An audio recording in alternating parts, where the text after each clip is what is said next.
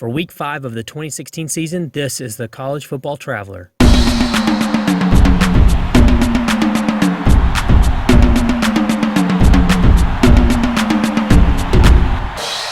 Welcome to the College Football Traveler, the show where we talk about everything college football. I'm your host, RJ. Let's get to it. The final score. This is the final score, the segment where we go through last week's top 25 scores, review the must-see majors, and take a look at how my quick picks did last week. Up first on Thursday, number 5 Clemson played Georgia Tech, winning 26-7. What was most notable about this game? What was unique about this game is that Georgia Tech's option-style offense tends to do very well throughout this season just because it's not very often employed. But what is standout is Clemson's ability to shut it down. Through three quarters, Georgia Tech remained scoreless, whereas Clemson took care of business early on. On Friday, number 24 Utah hosted USC, winning 31-27. I'll be honest, I turned this game off at halftime. Never would I have thought that a team that was +3 in the turnover margin in the first half would go into halftime losing by 7, would somehow turn it all around in the end. But that's exactly what Utah did, winning on a final minute drive. On Saturday, number 1 Alabama took on Kent State, winning 48-0. Number 3 Louisville faced Marshall, winning 59-28. Doesn't tell you much about how Florida State's doing, given that the margin of victory between Louisville and Florida State was very similar. Number 4 Michigan faced unranked Penn State, winning 49-10. Number 6 Houston won 64-3 against Texas State. Number 7 Stanford snuck one out, winning 22-13 against UCLA. Stanford had been losing all the way till the end when a fumble recovered for a touchdown put the Cardinal ahead, a lead which they maintained through the end. Moving on, number 8 Michigan State faced number 11 Wisconsin and lost 30-6. A lot of people have given Michigan State a lot of credit for beating Notre Dame the week prior, but given Notre Dame's recent losing streak and Michigan State's performance, it looks like the barometer team of college football isn't very good. The game was very close to the first half. However, the third quarter was a walkaway one for Wisconsin, who scored 17 unanswered in the second half. Out on the West Coast, number 9 Washington took on Arizona, winning 35-28. Number 10 Texas A&M bested number 17 Arkansas, 45-24. It looked like the Razorbacks were going to hang around, but a fourth quarter rally by the Aggies put the game just out of reach, and they kept on rolling. Down in Oxford, number 23 Ole Miss faced number 12 Georgia, steamrolling the Dogs, 45-14. Number 13 Florida State hosted South Florida, winning 55-35. Out in Neyland, number 14 Tennessee hosted number 19 Florida, winning 38-28, the first time in 11 years in that rivalry. Number 16 Baylor beat Oklahoma State 35-24. Out in Auburn, Alabama, it was a wild one where unranked Auburn bested number 18 LSU 18-13. If you haven't seen highlights from the last minute of that game, highly recommend it. And to wrap things up, number 20 Nebraska beating Northwestern 24-13.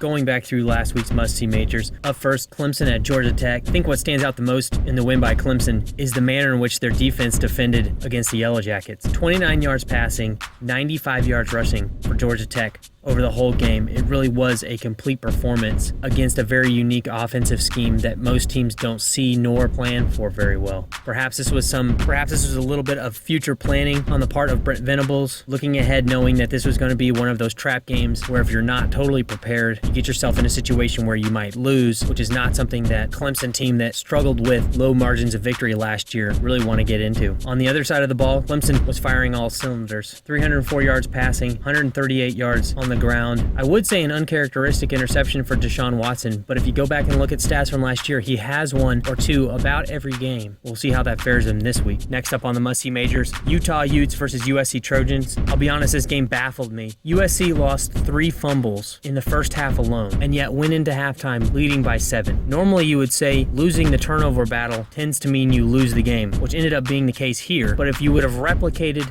the performance in the first half for both teams, it wouldn't have come out that way. The team statistics appear pretty well even for both. Utah has a slight passing advantage, whereas USC has a slight rushing advantage, so the teams were pretty well matched. It seems to just come down to who had the ball last, and the fact that the Trojans coughed it up 3 times in the first half probably is what led to such a small margin of victory on the part of Utah, rather than a healthy margin of victory on the part of the Trojans. Moving on, Wisconsin at Michigan State. You can't win in the Big Ten if you can't run, and 75 yards for the Spartans on the ground sure didn't help them, but also didn't help if you're going to lean on your passing game is throwing 3 interceptions. There are a few that Wisconsin got lucky on, but overall a very stout defensive performance on behalf of the Badgers. It really was a tale of two halves. You look at the first half performance of both teams and it looks like Michigan State and Wisconsin ought to be ranked pretty similarly, which they are, 8 and 11. But then you go into the second half and Wisconsin goes on a 2-touchdown and a field goal run unanswered by Michigan State, and it starts to set into motion the question that you have about the shared opponent category for the rankings. Michigan State beats Notre Dame, and Notre Dame is supposed to be a good team. Then Michigan State ought to be a good team. So now you have to wonder, is Michigan State Notre Dame not that good?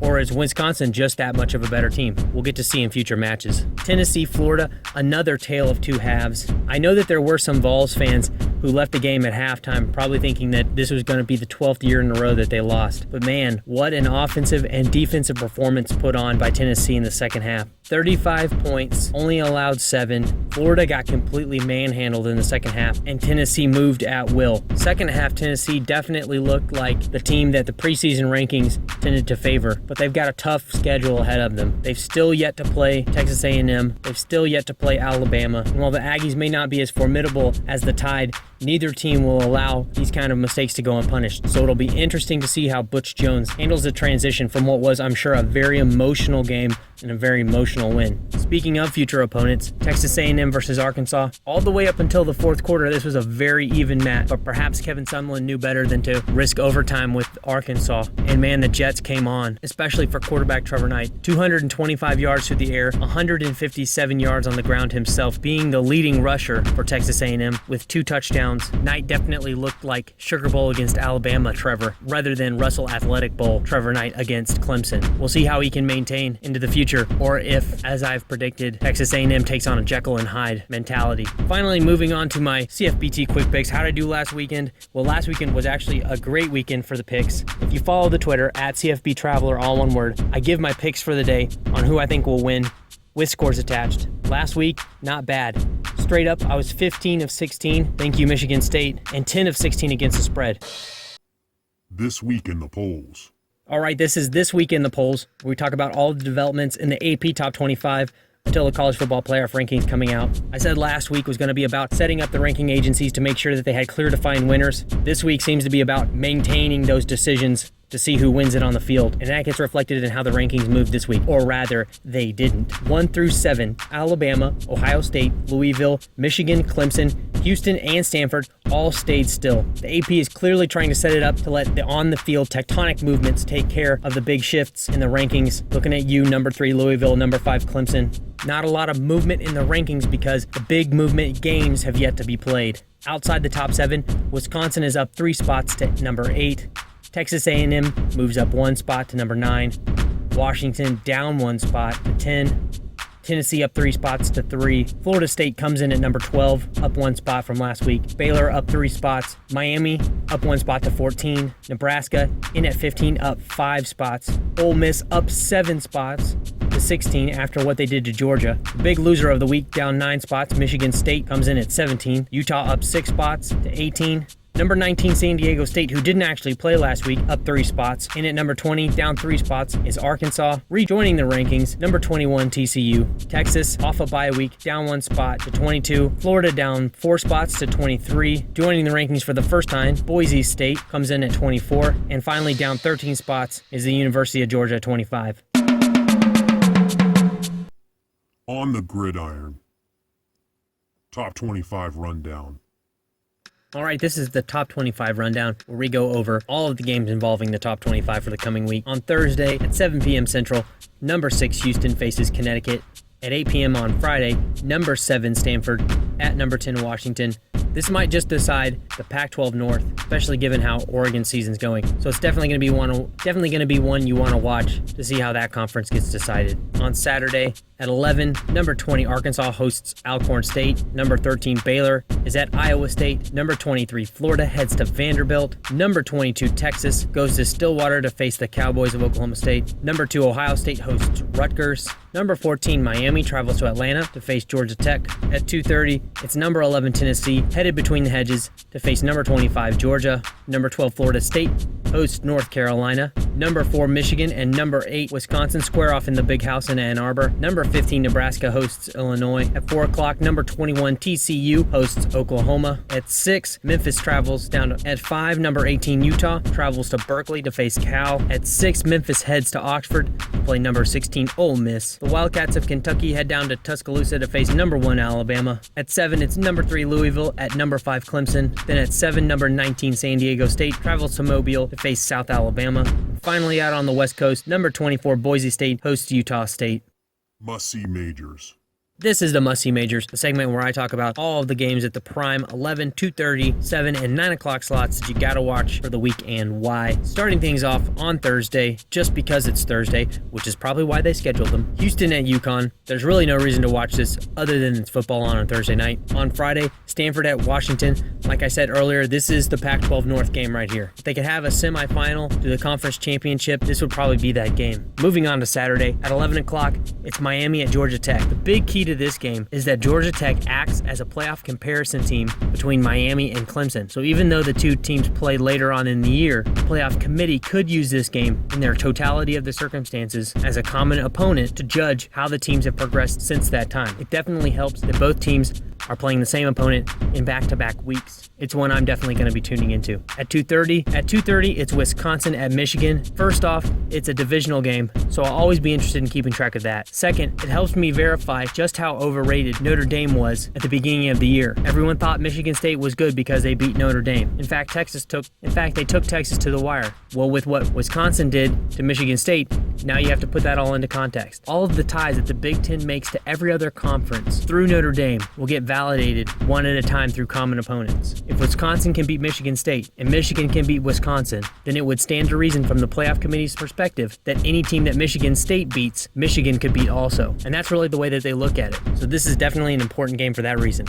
At the 7 o'clock slot, gotta go with number 3 Louisville at Clemson. I've spent the last couple of days going through each team's schedule, both this year, watching recent games, as well as going back to last year to see how they've developed and moved. Go back to last year. The game was in Louisville. The team that went all the way to the college football championship is facing an 0-2 Louisville, and you push a kick just a little to one direction and end a drive going the other way, and they would lose to Louisville. It was kind of hard to believe that a team that only got beat by Alabama by 5 would somehow win a game by such a small margin of victory, but it's true. Clemson only beat Louisville last year by 3 points, and in those games, Lamar Jackson was only used in third and short situations. He went in as essentially a package back. They had 2 quarterbacks in the backfield when Lamar Jackson would play. He ran something of this weird wildcat option Frankenstein of a play package. Now Lamar Jackson is focused, and the biggest thing on the defensive side of the ball that kept Clemson in the game last year was their play of defensive ends. So it'll be very interesting to see how last year's runner-up in the national playoff handles a Louisville that by all accounts seems unstoppable. Definitely going to have to tune in for that one. And finally, way late at 9:15, I'm going to watch the Boise State game. I don't think it will mean much, but you really got to get a foundation for how a team is doing, and this is how you do it. It's kind of like watching the Thursday night game. I'm going to watch it because it's on, but there's still value to it. DVR starting lineup. All right, this is the DVR starting lineup. The games I think you got to get on the DVR to make sure you watch sometime, even if you don't catch them live. Leading off the lineup, Notre Dame at Syracuse. First off, this gives a common opponent between Louisville and Notre Dame. Again, one of those key matchup barometer games the playoff committee is going to look at when making their big comparisons. Common opponents is one of the key elements that they use in making side-by-side comparisons. Second, this is also testing the barometer team of college football. Notre Dame plays in almost every conference, just by virtue of the fact that they're an independent. So I know that the playoff committee is going to have to rely on how they do against each different opponent that they face to make judgments against teams that don't actually have to play each other. Now you get to look at Notre Dame in a game that other opponents have shown they can dominate. If Notre Dame can replicate the success of Louisville of several weeks ago, then every team that beats them look better. If Syracuse comes out and pops the Irish in the jaw one good time, it diminishes their quality value. Next up on the lineup, Texas at Oklahoma State. I've said it before and I'll say it again. I think the Big 12's playoff chances are pretty much dead, but they're not all the way dead. They're just mostly dead. There's still a lot of football to be played, and if a lot of the other conferences are in parity, a standout, undefeated Big 12 team might just have a chance of getting in. Really the only shot that you have, so we'll have to see in this game how the Big 12 falls out amongst itself. In a similar vein of being able to compare within the conference, the next game on the lineup is Tennessee at Georgia. Georgia was undefeated going into last week, 3-0. Ole Miss, 1-2. You line them up like that, you think that the dogs are going to roll. But what ends up happening, the Rebels just destroy Georgia. This is another one of those kind of round-robin common opponent teams. Ole Miss got beat by Alabama. Tennessee plays Alabama in 3 weeks. So if you want to get a gauge of how Tennessee might do against Alabama, see how well they do against a team that Alabama beat does. If Tennessee rolls into Athens and takes Georgia to the woodshed, maybe you think that the Volunteers are on par with the West. If this comes up being a close game, I think this season's history would show that means that Tennessee's not very good, or not as good as last week's performance would suggest. This game allows you to get those feelers for how the SEC is going to be developing across the divisions before the games actually get played. In that same vein again, UNC versus Florida State. Florida State got manhandled by Louisville, but there's still a lot of questions on the other side of the aisle. Really, you don't see a lot of talk about the UNCs. Well, this game gives you a chance to measure just what the ACC championship will mean in terms of national rankings. And finally, for common opponent comparisons, I'm taking OU at TCU. TCU barely got beat by Arkansas. Oklahoma got demolished by Ohio State. So in the second and third order comparison lines, this game allows me to link mid-range SEC schools against the elite of the Big Ten, somewhat tangentially, but at least it's a start. Well, all right, folks, that's the show for week 5. As always, you can follow the show on Twitter at CFB Traveler. Catch those hashtag CFBT quick picks. Doing pretty well. 62.5% against the spread last week. Just saying. Also, if you want to catch a glimpse of where I've been for the week and where I'm headed, Instagram at CFB Traveler, and get everything related to the show at the Facebook page, CFB Traveler. On behalf of everyone here at the show, I'm RJ. I'll see you out there.